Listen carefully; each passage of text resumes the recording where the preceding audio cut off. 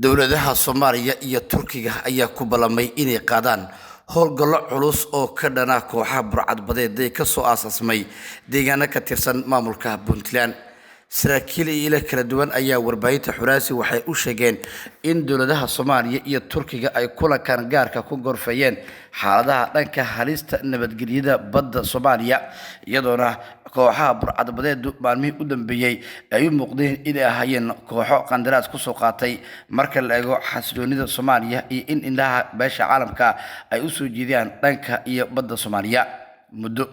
waxaa maqnaa kooxaha burcadbadeed Soomaalida iyadoona loo arkayay in awood ahaan laga takhalusay balse markii 6 bilood u dambeeyay afduubteen maraakiib kala duwan waxaa dib u soo cusboonaaday kooxihii burcadbadeed Soomaalida iyo walwalka laga qabay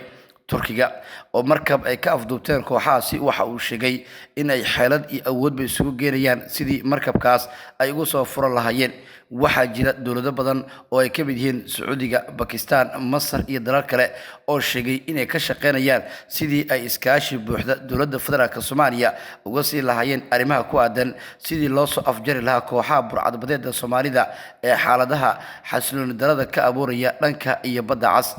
ila wargala ayaa dhanka kale inoo sheegay in mas'uuliyiin ka tirsan maamulka Puntland lagu cadaadiyay in ay howlgal gudaha ay sameeyaan iyagoo la dagaalamaya kooxaha burcadbadeed Soomaalida.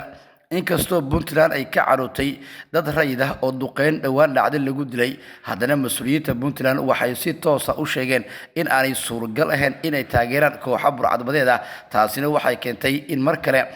qabowga siyaasadeed ee ka dhex jira dowladda federaalka iyo maamulka Puntland la qaboojin karo xaaladana la bedeli karo marka la eego xaaladaha dhanka siyaasadda oo ay sahayaan labada garab. laakiin arrimaha guud ee caalamka saameynaya waa dhanka iyo xasiloonida badda laga soo wada jeesto meel qura si meel loogu wada saaro kooxaha burcadbadeed Soomaalida. dowladda Turkiga waxay saraakiil iyo qubar u soo dirtay dhanka Soomaaliya kuwaas oo si guud iyo si gaar ahaaneed ula socon doona dhaqdhaqaaqida ay sameynayaan kooxaha burcadbadeed Soomaalida. taasina waxay keentay in ay kooxu ay aad u cabsadaan. waxay kooxu markii hore dalbanayaan lacag madax furasho balse hadda waxa la sheegayaa in ay jireen xiriirkoodii guud ee la xiriira meelihii inta badan lagala soo hadlayay sabab la xiriira diyaaradaha casriga Turkiga uu leeyahay ee jooga gudaha Soomaaliya kuwaas oo awooda in ay qaadaan ciidamo commandos ah oo u dhashay wadanka Turkiga kuwaas oo suuragal ka dhigi kara in xitaa ay ku dul degaan markabka kulana dagaalamaan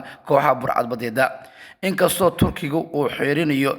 dadaalo kala duwan ee socda haddana waxaa jira mas'uuliyiin ka tirsan Ankara oo hoosta ka xariiqay in la qaado tallaabooyinka muhiimka si looga soo hortago ama looga hortago kooxaha burcadbadeed Soomaalida ee qafaalka ku haysta maraakiibta kala duwan. haddii kale arrintu ay noqon doonto in maraakiibtaas ay haystaan qudhoodu ay ku duldabi karaan maraakiibta kale ay doonayaan in ay soo qafaashaan sida ay sheegeen ila kala duwan.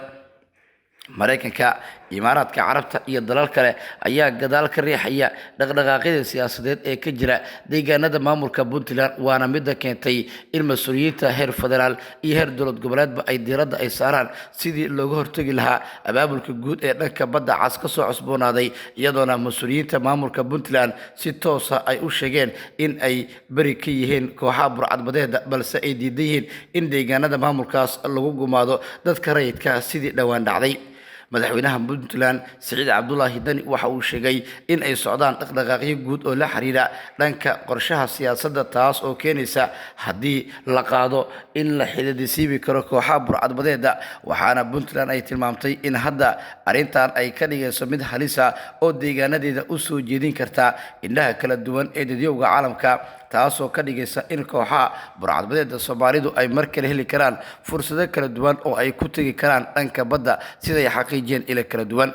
Turkigu waxa uu qaaday tallaabooyin siyaasadeed iyo kuwa dhanka amniga waxa uu dulgeeyay diyaarado in ay la socdaan goobta lagu hayo maraakiibta markabka Turkiga uu leeyahay ee dekedda Muqdisho ku soo wajahna. waxaa jira wadamo kale oo iyana la sheegay inay kor kala socdaan isu taga Imaaraadka Carabta oo inta badan dhibaatooyinka Soomaaliya ka shaqeynaya si toos ah iyo si dadban ayaa la soo wariyay in uu markaan ka shaqeynayo sidii kooxaha burcadbadeed xaaladooda waji kale ugu yeeli lahaa. isbaasiga ay ku midaysan yihiin Sacuudiga, Bakistaan iyo Turkiga waxa uu qorshoodu ahaa in ay si guud diiradda u saaraan arrimaha la xiriira dhanka amniga, taas oo hadda ku qasbaysa in la qaado tallaabada ugu horeysa ee markabkaas lagu soo furanayo iyadoo laga fogaanayo in uu halka dhiig ku daato. haddii la hori waayo waxaa jira tallaabooyin kale oo la qaadi doono iyadoo la kaashanayo dowladda dhexe ee federaalka. mas-uuliyiin ka tirsan maamulka Puntland ayaa dhanka xeebaha ka kaashan doona ama laga kaashan doona si looga hortago kooxahan burcadbadeeda, meeshana lagu saaro damaaciga waalaya ee ah in ay helaan lacagaha madax furashada ay ugu baahan yihiin dhanka iyo Turkiga. wixii warar iyo dhacdooyin arrimaha ka soo kordha baahintana tan xigta warbaahinta Xuraansi ku daawo. waad ku maasantahay daawashada iyo ku xidhnaanta channelka iyaga.